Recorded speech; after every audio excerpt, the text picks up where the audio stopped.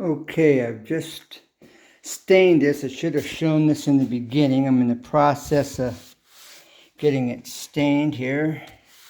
I'm wiping it in. Okay, and taking up the excess.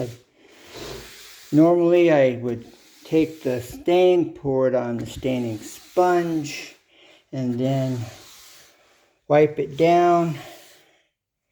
But this time I poured it on and I'm using this rag. It's actually just an old shirt. Now I'm going to take a clean rag. I'm going to go over this at this point. And you can see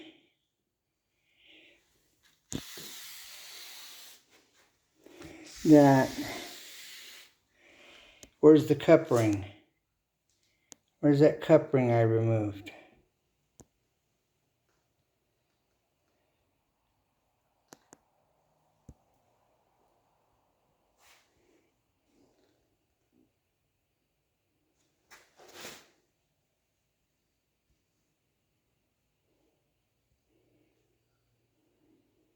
Okay, it's about disappeared. You may have seen it. Maybe you saw a slight glimpse. Only because I know where it's at, and that's right here. You can kind of see. But it's basically gone. Okay? So if you didn't know, you'd never see it. You can kind of see that ring right here. But there you have it. Okay?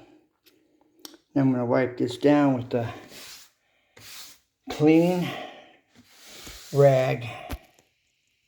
I find this a cotton shirt or anything, any material that's cotton is great. You can make a staining sponge with it. Okay. You can use it, just kind of fold it over and use it like I'm doing to wipe off the excess. Okay.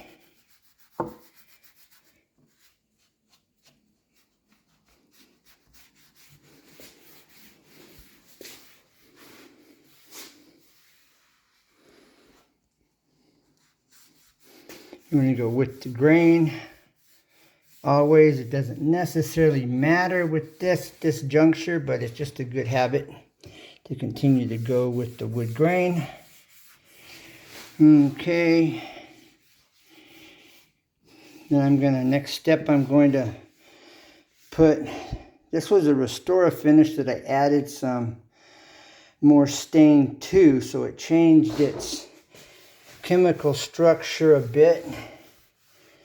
And now I'm going to go over it with some Restore finish that is factory and nothing I've adjusted or altered.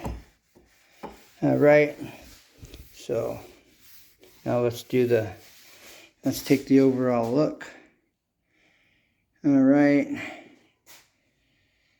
Much, much, much better.